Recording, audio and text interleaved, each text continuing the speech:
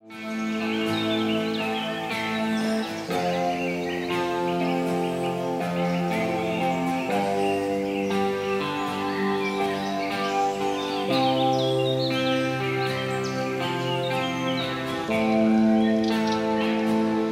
savez, je ne suis au départ qu'un tout petit ruisseau, même pas un ruisseau, un ru.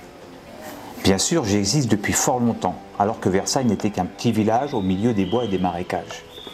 Mais ça, c'est de l'histoire ancienne, très ancienne même. Depuis maintenant plus de 3 siècles, c'est à Versailles, dans le jardin de Louis XIV, que je prends ma source. Enfin, dans le parc de son château, que l'on appelle le Petit Parc. C'est bien là, à l'angle nord-ouest de la croisée du Grand Canal, dessiné, comme tout le domaine par André Le Nôtre, que commence mon voyage. Je sers d'exutoire de trop-plein du Grand Canal. Nous irons découvrir ensemble mon univers jusqu'à Rennes-Moulins et nous nous arrêterons aux abords de Villepreux.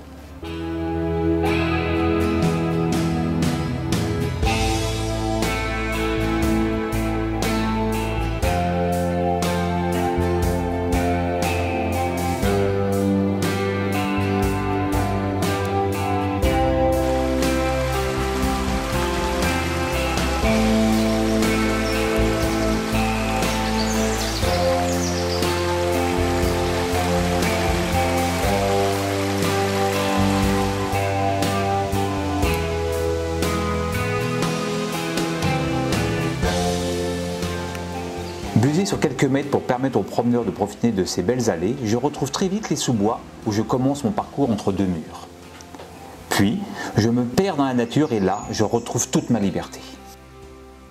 À la croisée du Grand Canal, il y a la naissance de ce petit ru qui est commandé par une vanne d'ailleurs. Lorsque ce trop-plein est trop important, eh bien, on ouvre la vanne et on laisse couler l'eau. Mais c'est surtout au printemps ou à l'automne qu'il y a de l'eau dedans. En été, en général, le ru est à sec sur cette partie amont du ru.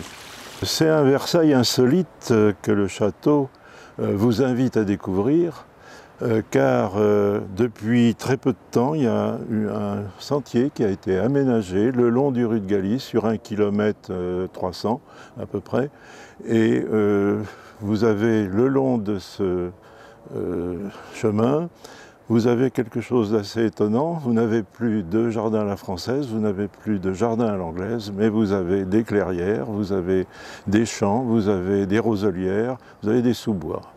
On va y trouver évidemment quelques indications pédagogiques, il y a des panneaux, il y a des bornes royales à fleur de lys, il y a aussi des petits ponceaux magnifiques en pierre de taille, mais il y a surtout une diversité biologique intéressante puisque vous avez à la fois de la faune et de la flore en abondance, des aubépines, des iris d'eau, des libellules, des grenouilles, etc. qui font qu'on est très surpris, en particulier quand on découvre des grands champs cultivés aussi, et parfois un chevreuil qui passe en cavale à l'autre bout du champ.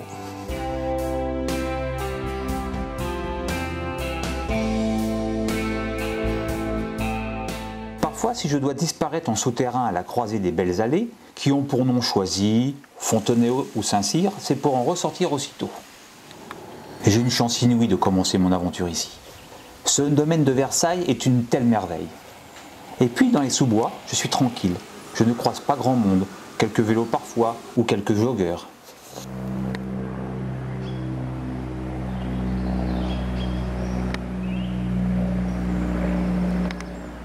Ah, je commence à voir le bout du tunnel. Me voilà sorti des sous-bois lorsque j'arrive dans la ferme de Galy. Mais au fait, on porte le même nom, la ferme et moi? Il y a sûrement une raison. Je vais me renseigner. Quelques moutons sont là, en train de paître, pour le plus grand bonheur des enfants venus découvrir la vie à la ferme.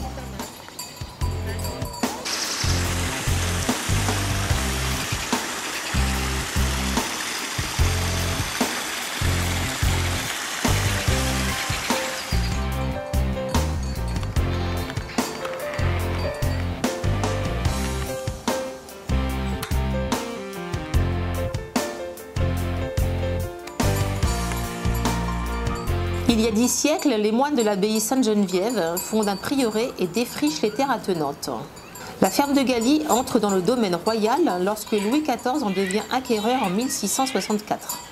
En 1806, Napoléon achète le domaine de Galie, après avoir mis en place la conservation du domaine royal. C'est désormais une entreprise familiale, la famille Leroux, qui depuis maintenant 80 ans gère le domaine de Galie, dédié essentiellement à la jardinerie et aux métiers agricoles.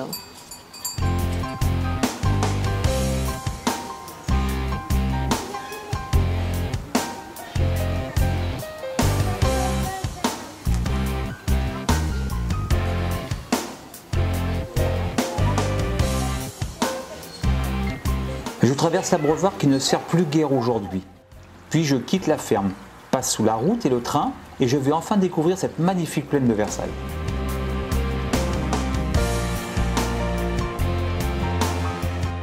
Oh là, quelle horreur! Moi qui croyais être seul, me voilà rejoint par les eaux usées et nauséabondes de Versailles et des communes avoisinantes. Ces rencontres fort peu recommandables m'ont valu bien des soucis.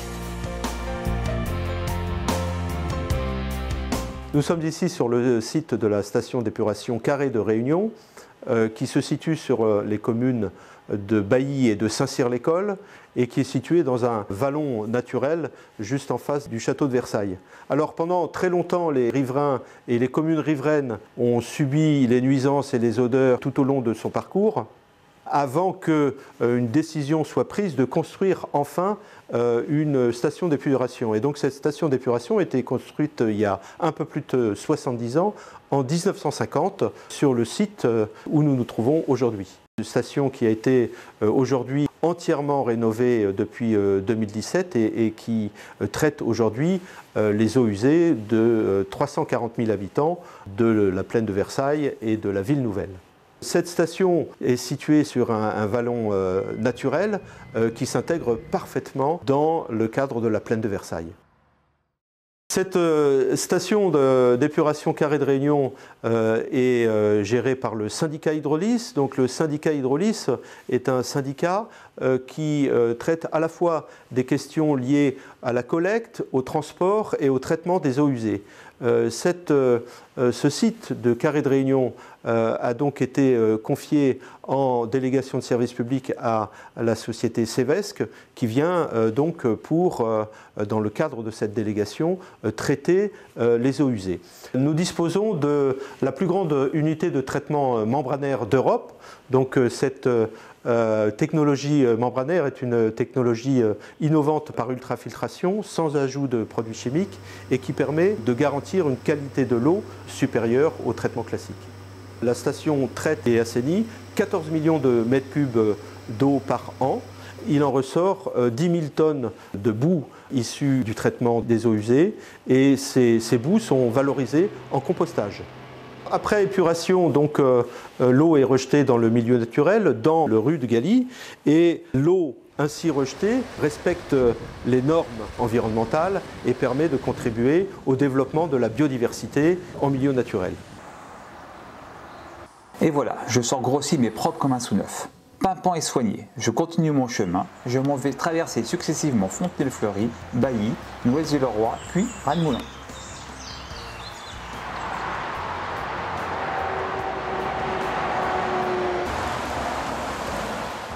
Oh là, c'est un peu bruyant ici.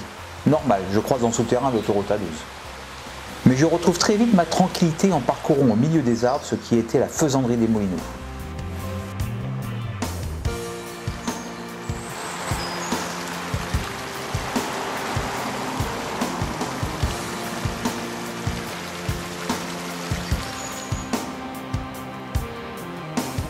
Construite en 1680, l'ancienne faisanderie royale était destinée à l'élevage pour agrémenter les chasses à tir de Louis XIV.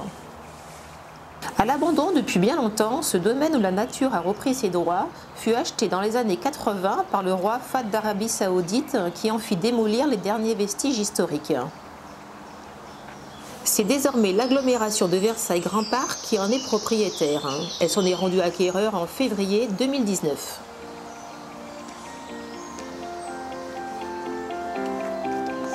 Versailles Grand Parc prend soin de moi et a pour projet de me reméandrer et de renaturer la faisanderie. Des zones d'expansion de crues vont être créées afin de prévenir les risques d'inondation et ainsi protéger les riverains situés en aval de mon itinéraire. Un visiteur en aperçut une rue du Pré des Seigneurs. Il nous arrive de Fontaine-Fleury celui-ci. Je quitte maintenant la faisanderie et m'approche de Pontaly.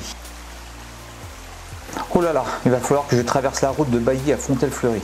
Mais ils ont pensé à tout. Ils m'ont fait passer sous la route. Pratique finalement.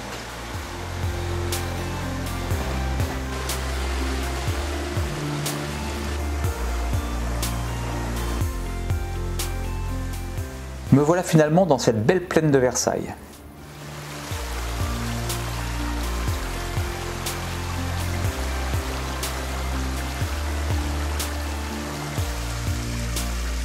Il existait autrefois un château à Pontaly.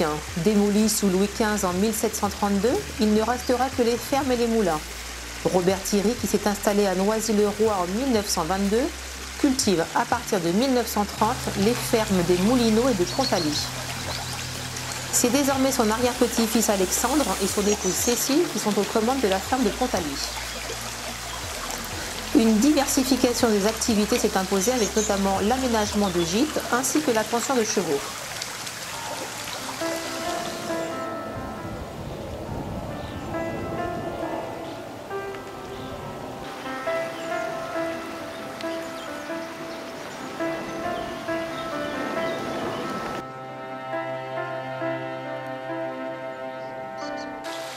C'est habité ici. Quelques canards, poules d'eau et autres randins me tiennent compagnie aux abords des fermes.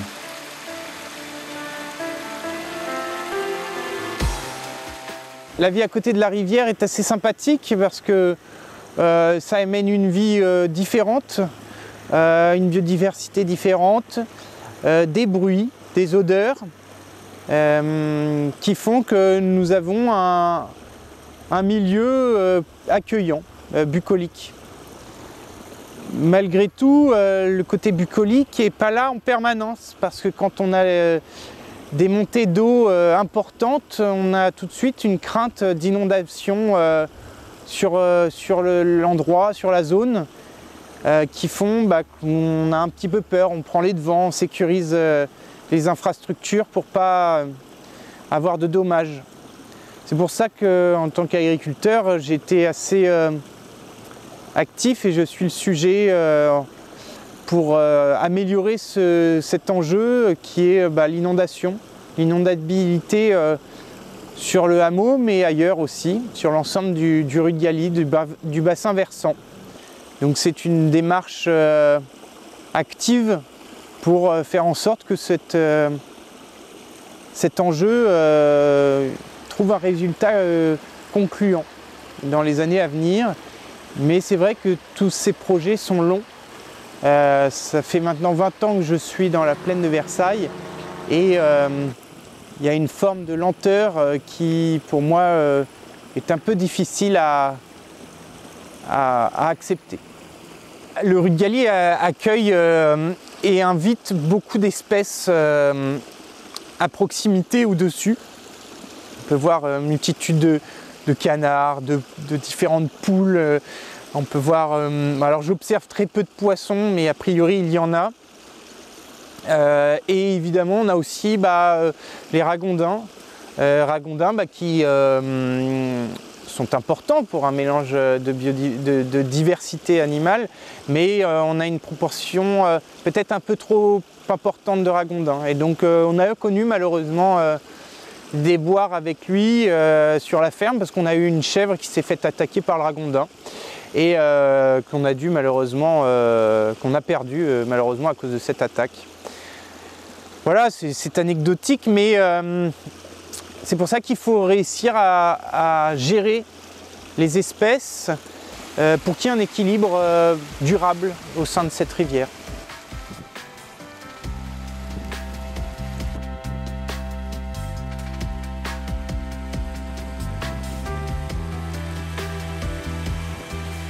Tiens, voilà à ma droite la Maltoute qui me rejoint. Mes affluents et moi, on travaillait énormément autrefois. Ici étaient implantés plusieurs moulins, comme il a fut ainsi tout au long de mon parcours. Ce n'est pas pour rien qu'on m'appelait le rue des Moulins de Galy.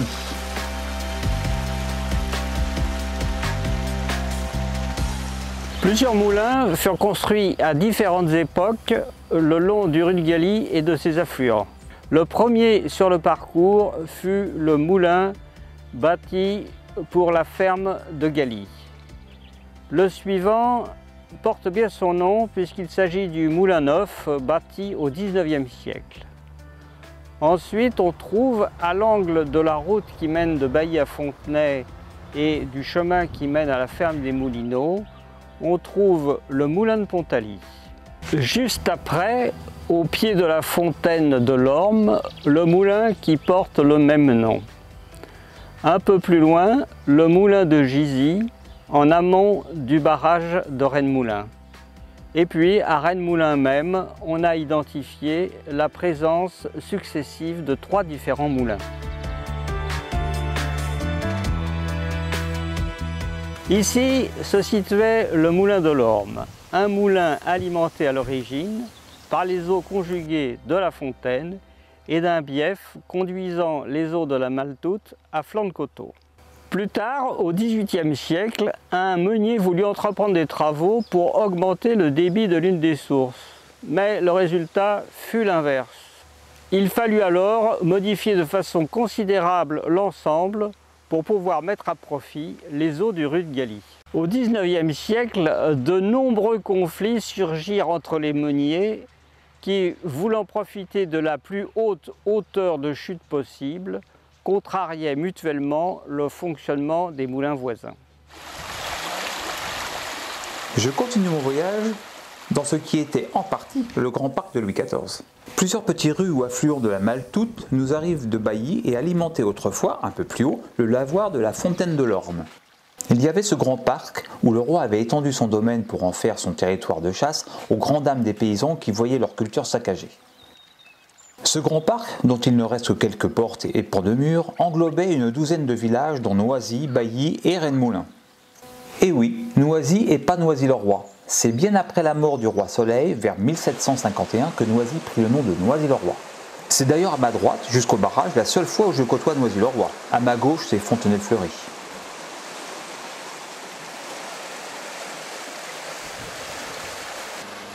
Je dois maintenant franchir cet obstacle que l'on a construit sur mon chemin lors de l'urbanisation de Paris II. C'est une entrave somme toute nécessaire pour réguler le débit de mon cours d'eau. Ce barrage a montré toute son utilité lors des crues précédentes, où j'ai carrément quitté mon lit dans bon nombre d'endroits.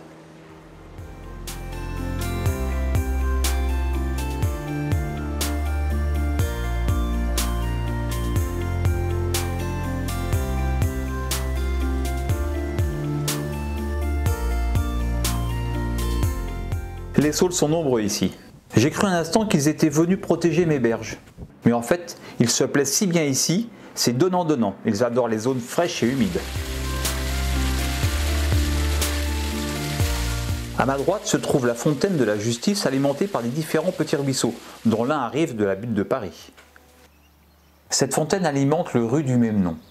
Il nous fait une arrivée discrète entre les herbes pour me rejoindre avant de passer sous le pont de la Remise.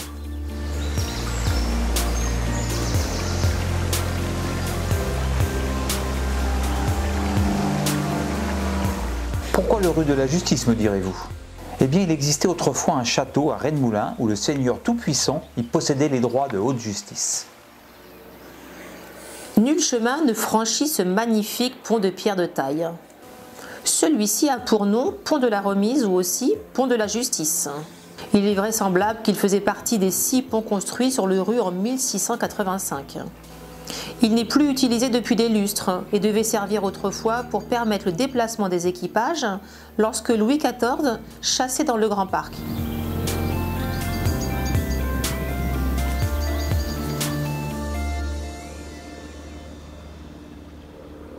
J'arrive maintenant à Rennes-Moulin et j'y entre par la petite porte.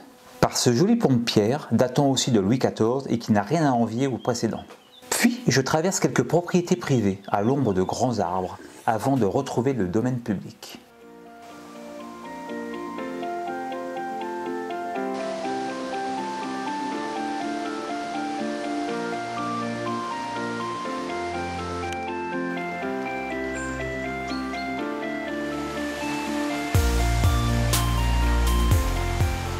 Tiens, ce pont a 2 arches. Depuis que j'ai quitté Versailles, c'est le premier que je traverse ainsi. Il y en a même un second. Ils sont magnifiques. C'est à l'image de ce petit village de Rennes-Moulin, où la quiétude semble s'y être définitivement installée, ignorant tout des vicissitudes et des rumeurs de la ville. Il y avait ici autrefois un moulin dont il reste encore quelques bâtiments.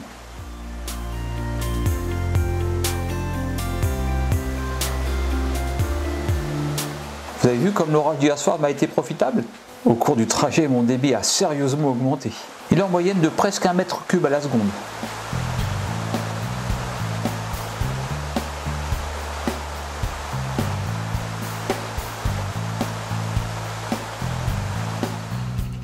Rennes-Moulin est l'un des plus petits villages des Yvelines, situé de part et d'autre du rue de Galie.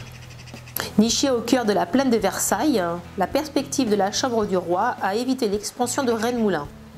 Hormis deux fermes et une chapelle, une quarantaine de maisons forment ce village où le mot campagne n'est pas un vain mot. La renaturation du Ruche participe grandement à faire connaître Rennes-Moulin.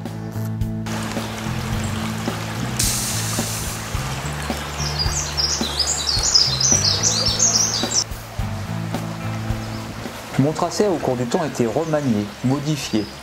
Je ne collais pas tout droit, je ne fonçais pas tête baissée, je serpentais au gré du relief. Mais pour des raisons mercantiles, les hommes ont cru pouvoir disposer de moi comme bon leur semblait. Me voici entre deux murs à longer cette magnifique chapelle datant du début du XIIIe siècle. Chapelle récemment restaurée car elle menaçait tout simplement de s'effondrer et de disparaître. Achetée avec la chapelle par les frères Trabouchier en 1810, la ferme du prieuré échoua au cours du XIXe siècle à une grande famille fermière de la région, les Lefebvre-Morinvillers. En 1916, l'Institut Pasteur acquiert la ferme et ses terres et en fait un domaine de mise au point de vaccins par expérimentation animale. Reprise un siècle plus tard par Benjamin Develay et son épouse, l'activité agricole associée à une diversification des activités de la ferme assure désormais la pérennité de celle-ci.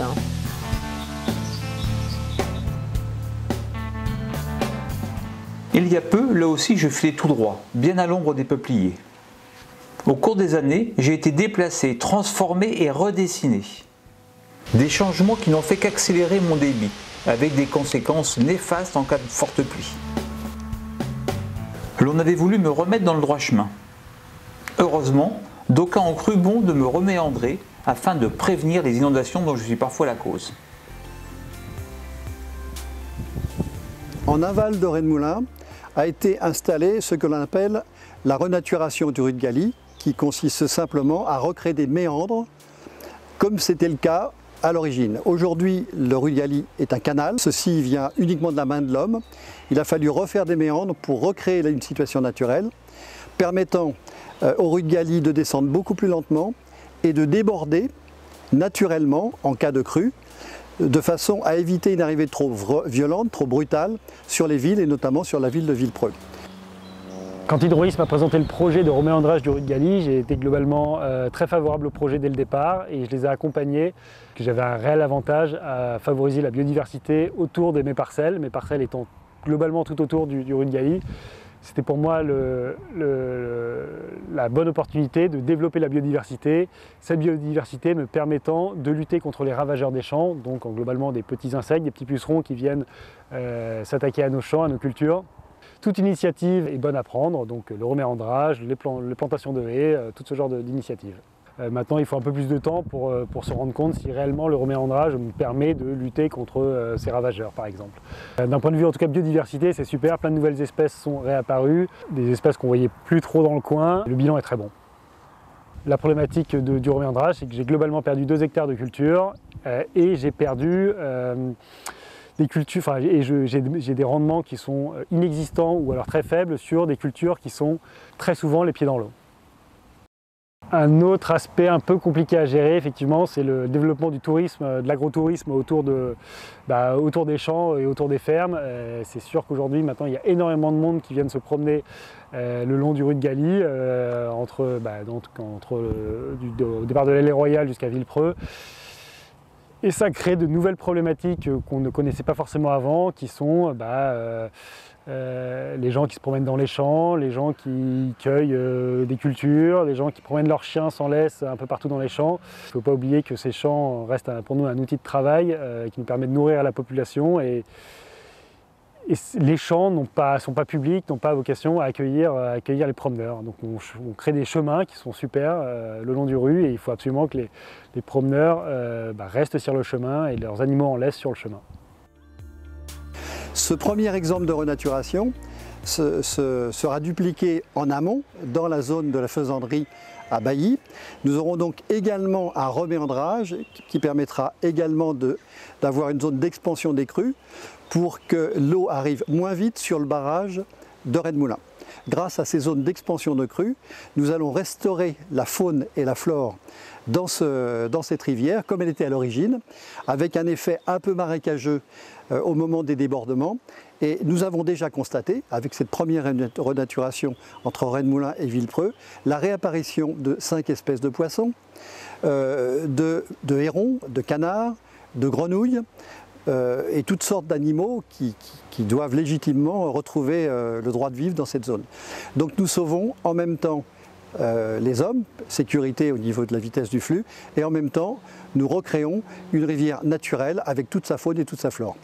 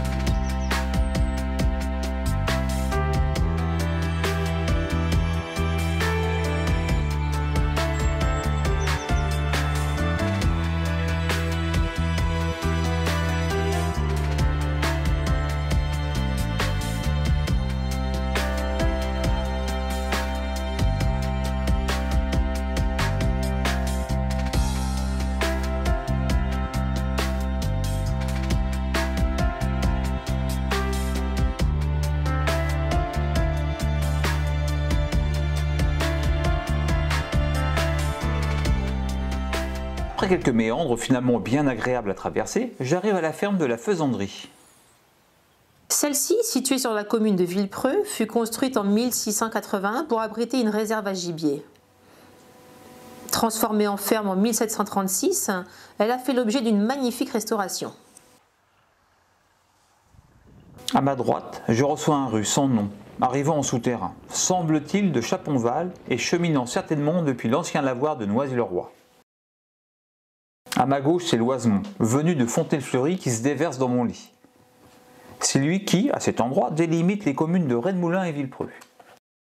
C'est ici, avant d'entrer dans Villepreux, que parfois je me repose dans des zones d'expansion de crues après un orage soudain ou de grosses pluies hivernales. Une zone d'extension de crue, c'est tout simplement ce qu'on appelle par ailleurs renaturation ou reméandrage. Il s'agit de supprimer un tracé tout droit, de faire des méandres à la place, d'écraser les berges et de permettre de ce fait, quand l'eau monte, que l'eau sorte des berges, descende plus lentement, recréer une zone marécageuse et permettre d'arriver beaucoup plus lentement sur les villes qui sont en aval, qui étaient en insécurité lorsqu'il s'agissait simplement d'un canal dans lequel l'eau descendait trop rapidement. L'ensemble de ces différentes opérations, renaturation, renforcement du barrage, déverrouillage de Rennes-Moulin, va nous permettre d'avoir à la fois bien sûr une rivière plus sûre et moins dangereuse pour les hommes, mais surtout une dimension rurale retrouvée grâce à cette rivière qui descendra plus lentement et qui pourra réaccepter la faune et la flore comme à l'origine. Ah, nous arrivons à Villepreux. Pour vous, le voyage se termine ici. Désolé, je vais devoir bientôt vous laisser. Je dois continuer mon petit chemin. Ceci dit, tranquille, tout en restant dans mon lit. Et je m'en vais traverser Villepreux, Chavenay, Thiers-Valgrignon, puis Bennes, et enfin rejoindre la Maudre à la Maladrerie. Allez, je me dépêche. Nous avons rendez-vous avec la Seine pour le grand voyage jusqu'au Havre.